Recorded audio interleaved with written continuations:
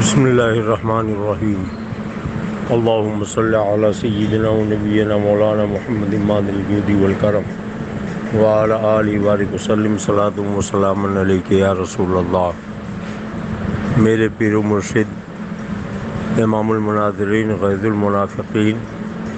مظہر اعلیٰ حضرت سرکار شیر بیس سنت رضی اللہ تعالیٰ عنہ کے والدین شیر بیس سنت حضرت مولانا ہدایت رسول صاحب رحمۃ اللہ علیہ رامپوری کے مرید تھے۔ پورا گھرانہ الحمدللہ سنی صحیح العقیدہ تھا۔ ابتدائی تعلیم کے لیے آپ کے والدین نے آپ کو مدرسہ فرقانیہ میں داخلہ دلایا۔ لکھنؤ میں مدرسہ فرقانیہ جس کے بانی حضرت مولانا عین القضا صاحب رحمۃ اللہ تعالیٰ علیہ جو سنی صحیح العقیدہ تھے، ان سے کسی نے پوچھا تھا کہ کچھ لوگ میلاد شریف کی محفلوں میں آتے ہیں، تقریر کر کے چلے جاتے ہیں، صلاۃ والسلام نہیں پڑھتے ہیں، تو آپ نے فرمایا کہ ایسے لوگوں کو میلاد شریف کی محفلوں میں بلانا نہیں چاہیے، اور اگر آ جائیں تو انہیں لات مار کے بھگا دینا چاہیے۔ حضور شیر بیس سنت رضی اللہ تعالیٰ عنہ انہی کے قائم کردہ مدرسے میں تعلیم حاصل کرتے تھے، اور حضرت مولانا عین القضا صاحب رحمۃ اللہ علیہ حضور سرکار شیر بیس سنت مظہر اعلیٰ حضرت کو اپنے مدرسے کا آفتاب کہا کرتے تھے۔ حضرت مولانا عین القضا صاحب رحمۃ اللہ علیہ کے مدرسے میں تقیہ کر کے کچھ وہابی دیوبندی آ گئے، جنہوں نے اپنی وہابیت دیوبندیت کو چھپایا اور درپردہ طلباء کو وہابیت اور دیوبندیت کی تبلیغ کرنے لگے۔ حضور سرکار شیر بیس سنت رضی اللہ تعالیٰ عنہ کے ذہن اور خدا داد ان کی صلاحیتوں کو دیکھنے کے بعد وہابیوں کی پوری ٹولی، دیوبندیوں کی پوری جماعت جو مدرسے میں تھی، حضرت شیر بیس سنت رضی اللہ تعالیٰ عنہ کے پیچھے لگ گئی کہ کسی طریقے سے ان کو اپنا ہم نوا بنا لیں۔ الحمدللہ میرے پیر و مرشد سرکار شیر بیس سنت سنیت سے بالکل نہیں ہٹے تھے، البتہ بار بار وہ لوگ سرکار اعلیٰ حضرت کی مخالفت کرتے تھے اور معمولات اہل سنت کے سلسلے میں بیجا وہ بات بحث و مباحثہ کرتے رہتے تھے۔ آپ نے سرکار اعلیٰ حضرت رضی اللہ تعالیٰ عنہ کی کتاب مبارکہ تمہید ایمان کو جب دیکھا تو آپ اپنے والدین سے فرماتے ہیں کہ اب میں فرقانیہ پڑھنے کے لیے نہیں جاؤں گا، مگر آپ کے والد گرامی ابو الحفاظ حضرت حافظ نواب علی صاحب رحمۃ اللہ علیہ نے آپ کو سمجھایا کہ کچھ دن کے لیے جاؤ۔ گئے تو ایک مناظر کی حیثیت سے گئے، اور جو درپردہ وہاں دیوبندی مولوی تقیہ کر کے پڑھا رہے تھے ان سے آپ نے بحث و مباحثہ کیا، اور الحمدللہ وہ سب کے سب لاجواب ہو گئے۔ پھر سرکار شیر بیس سنت مظہر اعلیٰ حضرت لکھنؤ فرقانیہ چھوڑ کر بریلی شریف سرکار اعلیٰ حضرت کی بارگاہ میں آ گئے،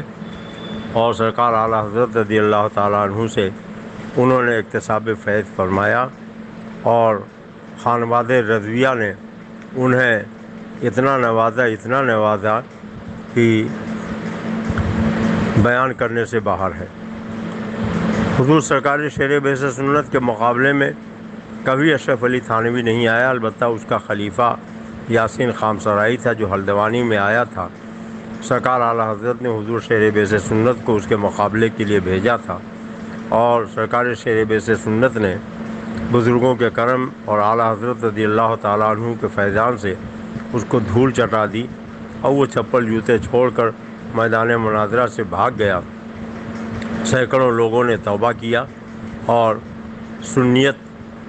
اختیار کیا، اور جب ہلدوانی سے بریلی شریف حضور شیر بیس سنت پہنچے تو سرکار اعلیٰ حضرت اٹھ کے کھڑے ہو گئے، گلے سے لگایا اپنا جبہ شریف، اپنا امامہ، اپنی صدری شیر بیس سنت کو عنایت فرمایا، اور فرمایا کہ آپ تو ماشاء اللہ ابوالفتح ہیں، اور مدرسہ منظر اسلام کے رجسٹر پہ لکھا حشمت علی میرا روحانی بیٹا ہے، آج سے میں ان کا 5 روپے ماہانہ وظیفہ مقرر کرتا ہوں۔ آپ نے سینکڑوں مناظرے فرمائے ملک بیرون ملک میں، اور کہیں بھی اشرف علی تھانوی کو یہ جرأت نہ ہوئی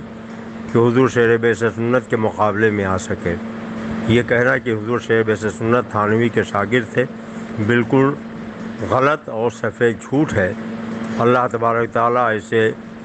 دروگوئی سے اہل سنت کو محفوظ و معمون فرمائے، اور جن لوگوں نے سنی سنائی باتوں پر کہیں ادھر ادھر سے سن کے یہ کہہ دیا ہے، انہیں چاہیے کہ وہ اپنے قول سے رجوع کریں۔ 15 شوال المکرم 1352 ہجری کو مسجد وزیر خان لاہور میں مناظرہ منعقد ہوا۔ اہل سنت کی طرف سے وہ علماء حاضر ہوئے جو اس وقت اہل سنت و جماعت کے دل و دماغ اور روح و جان کی حیثیت سے جانے پہچانے جاتے تھے، جبکہ دوسری طرف سے دیوبندیوں کا سرغنہ مولوی اشرف علی تھانوی اور اس کی پوری ذریت آنے والی تھی۔ وقت مقررہ پر شہزادے سرکار اعلیٰ حضرت حضور سید الکریم حجت الاسلام، شہزادے اعلیٰ حضرت حضور سید الکریم سرکار مفتی اعظم عالم اور مفسر قرآن حضرت سرکار صدر الافاضل علامہ سید نعیم الدین صاحب مراد آبادی، حضور صدر الشریعہ حضرت علامہ امجد علی صاحب اعظمی مصنف بہار شریعت، اور حضرت شیر بیس سنت علیہم الرحمۃ والرضوان اور دیگر بہت سے جلیل القدر عظیم المرتبت علماء اور مشائخ لاہور میں جلوہ افروز ہو گئے۔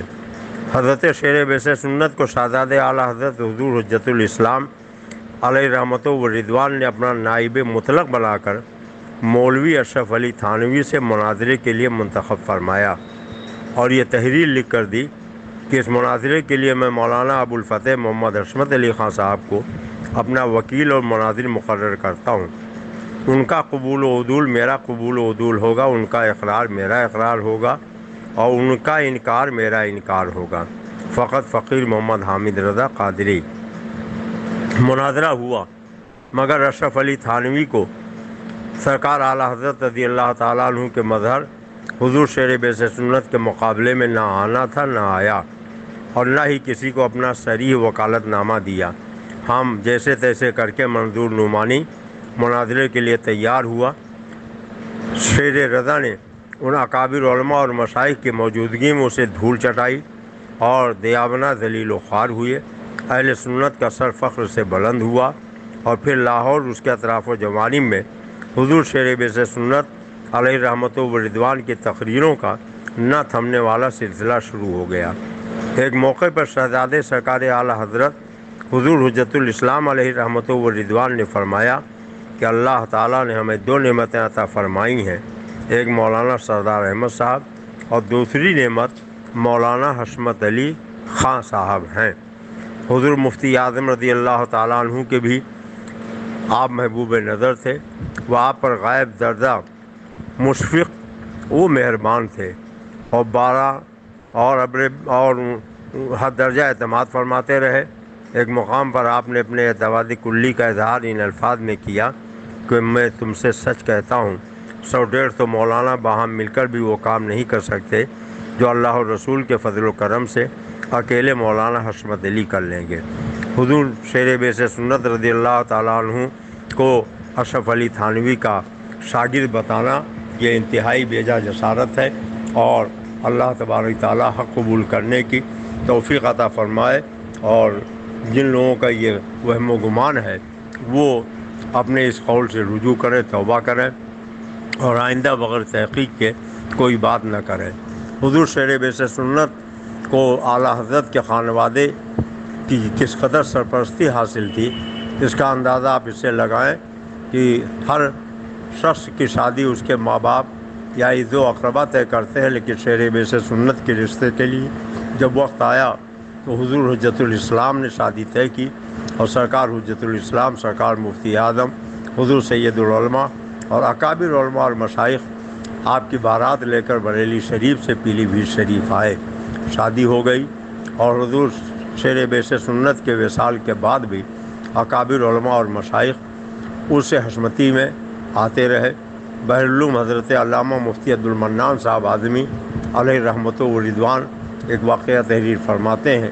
کہ ایک مرتبہ اس سے حشمتی کے موقع پر میں حضور مفتی اعظم کے ساتھ تھا، وہ شیر بیس سنت کے اس سے حشمتی میں آئے،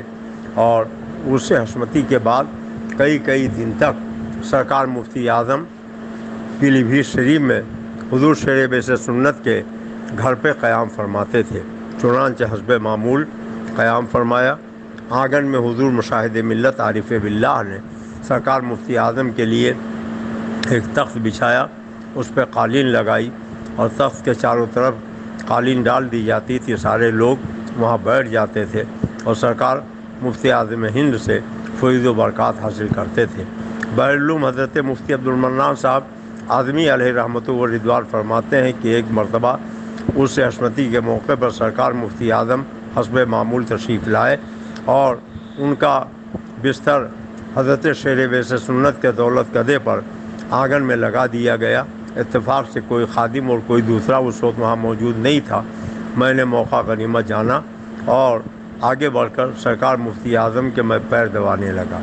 بہرالعلوم حضرت علامہ مفتی عبدالمنان صاحب علیہ رحمۃ و رضوان فرماتے ہیں کہ میں نے دیکھا کہ سرکار مفتی اعظم جب لیٹے تو داہنی کروٹ لیٹے، اپنے دونوں ہاتھ کو سر کے نیچے تکیہ بنا کے رکھ لیا، پیر تھوڑا سا موڑ لیا۔ اس طریقے سے لیٹنے سے آقائے کریم سید عالم صلی اللہ علیہ وسلم کے نام مبارک کی شکل بن جاتی ہے۔ اور بہرالعلوم حضرت علامہ مفتی عبدالمنان صاحب فرماتے ہیں کہ عام طور پر پیٹھ کے بل لوگ لیٹتے ہیں، جبکہ حدیث شریف میں منع کیا گیا کہ یہ جو پیٹھ کے بل لوگ لیٹتے ہیں، سینہ تان کے لیٹتے ہیں، اس سے مردے کا گمان ہوتا ہے، اور پیٹ کے بل جو لوگ لیٹتے ہیں وہ ہر شخص معیوب سمجھتا ہے۔ سرکار مفتی اعظم سنت کے مطابق لیٹے ہوئے تھے، اور بہرالعلوم حضرت علامہ مفتی عبدالمنان صاحب اعظمی علیہ رحمہ فرماتے ہیں کہ میں اپنے نصیبے پر ناز کرتے ہوئے سرکار مفتی اعظم عالم کے پیر دباتا رہا اور فیض حاصل کرتا رہا۔